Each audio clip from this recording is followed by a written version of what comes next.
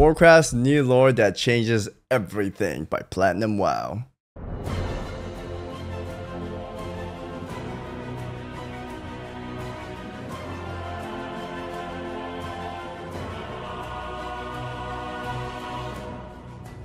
The lore of Hollowfall. I love these guys. Hollowfall is one of the new zones in the War Within expansion, with huge world-building implications that could potentially be a gateway to a new era of Warcraft. In this zone, we meet the Arathi, half-elf, half-humans of the Arathi Oh, Empire. they're half-elf? I didn't realize. Who are they and how did they get here? I never looked at their ears.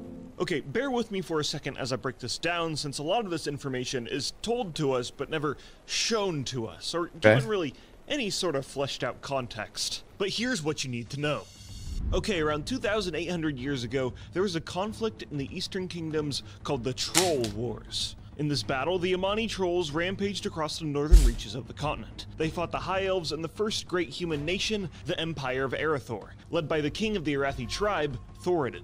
These two forces teamed up, and the High Elves taught some humans how to wield arcane magic, and they just absolutely destroyed the Amani trolls and became best buds. After that, the humans spread out and became all the different human kingdoms that we know today. The trolls always take L's. Old, already established lore.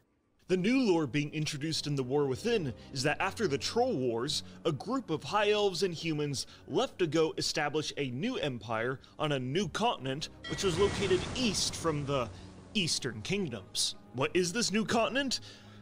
We have no idea right now. There might be some hints to it in the Dragonflight expansion and a book about a night elf pirate who says that they traveled across the storming sea to a new undiscovered land. And in the Old Man dungeon, there's another book mentioning a continent called Avalorn, which may or may not be this new continent.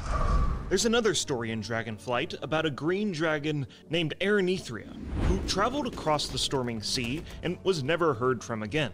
The rest of the dragons assume she died, but her presence can still be seen in the Emerald Dream, suggesting that she is just chilling out on some undiscovered side of Azeroth. Furthermore, there's evidence that Arathi dragons are a thing which is mentioned in quest text. Arathi dragon? Dude, what are they? They're like half elf, half dragon. They're just banging everything they see, or what? The humans and the High Elves established a new empire, crossbred, and are now half-elf, half-humans. But they don't call themselves half-elves. I wish they had a different model. You know what I mean, chat? Ah, shit, my video's bricked up. Half-elf, half-humans. But they don't call themselves half-elves. They simply just refer to their race as the Arathi. We also know the Arathi Empire worships something called the Sacred Flame. This is a powerful magic that is a combination of light, arcane, and some fire magic, and it's manifested through belief, just like the wielding of just traditional light. So to be clear, it isn't just pure holy magic, but the entire empire worships this sacred flame. Some fanatically so, in a manner that is very reminiscent to the Scarlet Crusade. You know, extreme zealots who have an unshakable faith, who hate outsiders, and Scarlet honestly looks kind of better, guys. I'm not sure. The most important thing about the Arathi is that they're led by someone who we know as the Emperor. And while we know barely anything about the Emperor, we do know his name, as there's a giant book in the Hollowfall zone that can be— Dude, how did I fuck this up? I can't get this out. I'm so annoyed right now. I'm over here like— I don't know if you guys can hear. I'm trying to do this so I could get this cat hair out of here. I'm so annoyed right now. Translated, which tells us his name is Emperor Thoradin the Ninth, who may be a part of the lineage from the first leader of the Arathi. This emperor has a special connection to the sacred flame and interprets prolific visions from the light and commands his empire to put into motion these prophesized events. This is a common trope for the light. Grand visions of a destiny that a person must fulfill to benefit the cosmic force of light. I hate this. Delete this, please. This is not the light that I'm following, guys. I just want you to know I hate this. What's the Naru floating around as a light? Dude, come on, man. Oh, destiny. My destiny is mine! By the sacred flame, this is forbidden footage. Do not look at it. I hate Around that. 15 years ago, it is said that the Emperor had a vision that there was going to be a great final battle against the Light and Void, called Renalash in a far-off land. Can we have a cooler An light? expedition was sent to capitalize on this prophesized event, led by Valisa Steelstrike, who was given the role of leading the expedition after she decimated an uprising within the Empire. Oh shit. They floated across the sea on their airships powered by the holy, sacred flame, expecting this expedition to only last a few years at most, clueless to their impending fate. During their travel, there was a giant storm, then a flash of light, and then... What is that? I thought this was, you know, in Cyllidus, the sword is stabbed, and I thought this was the end of it, but it's not. That's what I thought at the For a moment first. of divine intervention, the expedition was transported deep below the earth in a gigantic cavern which would later be named Hallowfall, Azeroth where butt there is a plug. giant sun-like Might as well crystal be. embedded in the top of the zone. As of making this video, its origins are currently unknown, but the light-worshipping Arathi instantly fell in love with it and named it Beledar, the Emperor's Vision, the great crystal that their glorious leader had prophesied them to find. What we do know about Beledar is that it's Wait, they don't even know what it is and they're worshipping it? somehow connected to the world soul of Azeroth, and the radiant song that many characters heard that led us to this continent and kicked off this expansion were also heard by the Arathi. And so for the next 15 years, the Hallowfall expedition established a foothold in this blessed land, creating a civilization in what we can assume is very similar to their empire back home. And they have done some great and efficient construction work, building multiple outposts, watchtowers, towns, farms, and churches, all in the span of 15 years. Ready? Oh. But unfortunately, all the mages that accompanied the expedition to make portals to go back home died in the storm. All except one, who doesn't even know how to cast portals. So the expedition is stranded here in Hallowfall. He didn't even go to train. Yes, they could leave the zone if they really wanted to, but these light worshippers are willing to fight and die in defending Beledar. But this faith in the sacred flame has been put to the test over the past couple of years. Go. The Arathi call it the Day of Darkness, the day Sargeras stabbed his sword into Azeroth during the Legion expansion, which somehow led to Beledar twisting into this void state. Ever since, the crystal in Hallowfall has been shifting in and out of its corrupted state at seemingly random times that can last moments to entire days. The Arathi call this Beledar's shadow, and during this time, the enemies of the Arathi and their sacred flame emerge from the shadows to attack. Creatures like the deep-sea raiders called the Kobus, chaotic void elementals, and the Nerubians from Aj Kahet. The Arathi will be but the first to fall. You're nothing against Ajkahet. I love these. When Beledar shifts, the Arathi must stop everything they're doing and act in accordance. The heroes of the expedition in this time of chaos are the Lamplighters, Arathi soldiers whose mission is to light the Dawn Towers to ward off enemies with the sacred flame and keep the citizens safe. Those who oppose the Emperor will fall at our feet. Glory guides my hammer! Oh, let's live here. These guys are cool. During the main storyline of the Hallowfall Zone, we meet the Great Chiron, the leader of the Lamplighters, and Faerun Lothar, who is a Lamplighter who serves as our Please guide give her an as arm, part of man. the royal Lothar family. Arathi believe that it is through their faith in the flame alone that Beledar has not shifted to permanent shadow, but they're currently fighting a losing war. That is one of the reasons why when we arrive to Hallowfall, the Arathi don't just attack us on sight, because they're desperate for aid. But not No, she has the choice to have an arm, but she doesn't. She's being Sasuke. Like, this writer is like a fan of Sasuke or something. Sasuke doesn't want an arm so that he can remember his sins. I don't know why she doesn't want her arm. We literally did the quest and they offer him a robo arm, but she's like, no, I don't want it.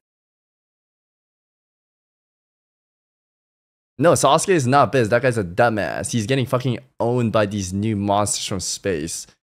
And he refuses to have an arm and he's getting wrecked. He needs an arm bad. You know what I mean?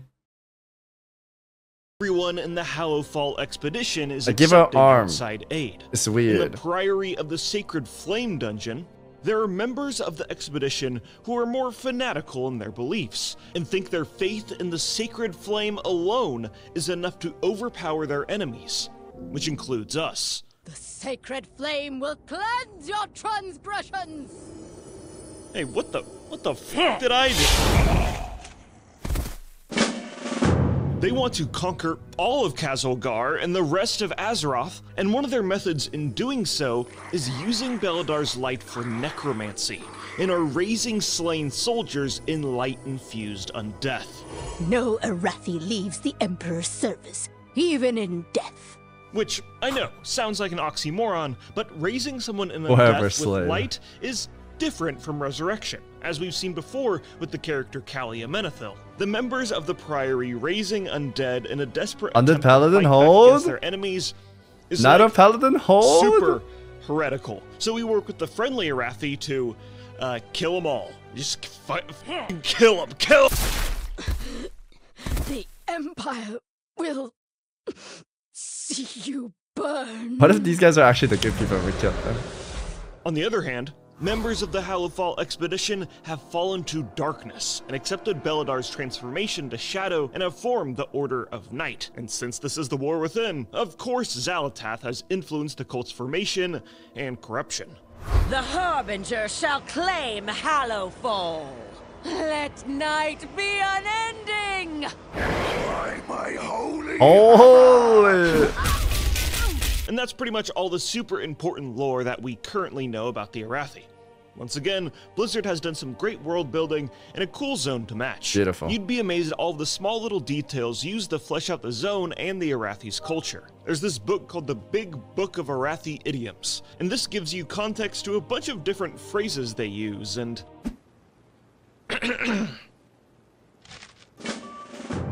I went to town and I was blessed with Dunnell's kindness of fresh meat and cheese for me to enjoy after I achieved Tanir's Ascent, where we performed an Aegis Wall with my boys. Me joining the Lamplighters really was the light spark that gave my life meaning. Wow. And, yeah, that's it. It's pretty wholesome. Thank you, everybody. Thank you. Also, the Arathi tame and ride lynxes, which is cool. This is entirely a headcanon thing, but I like to think that the taming and riding of felines is a residual part of elven culture that carried on into the Arathi, since the High Elves were once the Kaldorei, who, you know, rode lightsabers and stuff. Also, a very groundbreaking and entire franchise-defining bit of lore that came from the Arathi is that there's this book that explains their viewpoint on the cosmic forces. So before this, we've had two views of the cosmic forces of the Warcraft universe. One is in the Chronicle book, and one is from the Brokers in Shadowlands. Damn, these but maps now are we cool. have a third cosmic theory of the universe, which is a combination of these two previous charts in something called a hexateron, also known as a 5-simplex, which is a 5-dimensional geometry, regular 5 polytope, and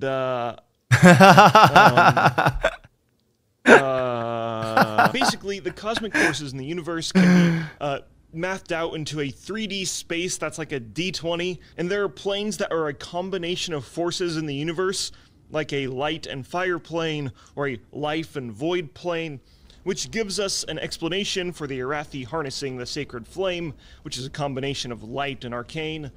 Okay, and that's a thing, I guess. Okay, what are some things I don't like about the Arathi, and things that fill me with trepidation about the storytelling behind them?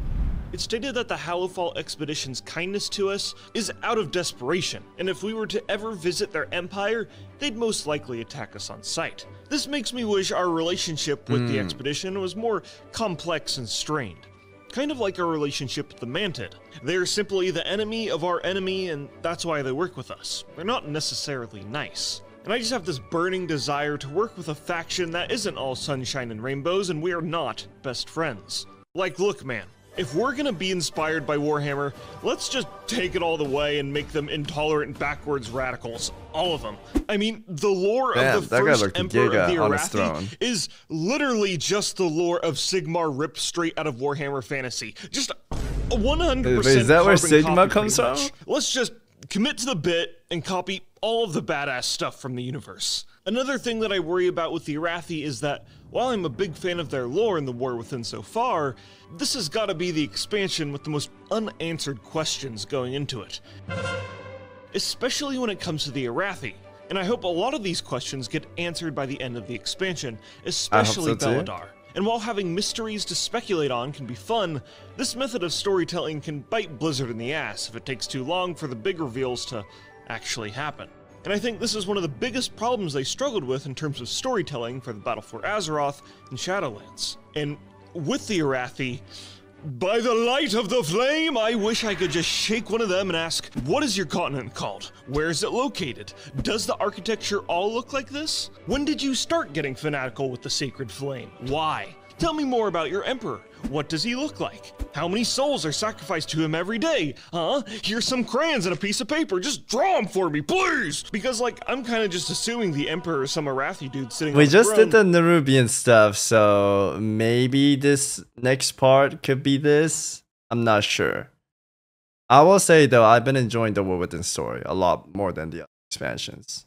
But he could look like this, or this, or this, or this, or this, or this, or even this. And I hope that's answered at some point during the World Soul Saga, or at least we get some sort of visual information. But for now, I'm just gonna stay here in Hallowfall and interrogate more lore out of these Arathi. Hey, you! What is your empire's tax structure like, huh? Hey, where do you think you're going? What is your emperor's favorite flavor of ice cream? Tell me now! That's a good video. Look at you guys.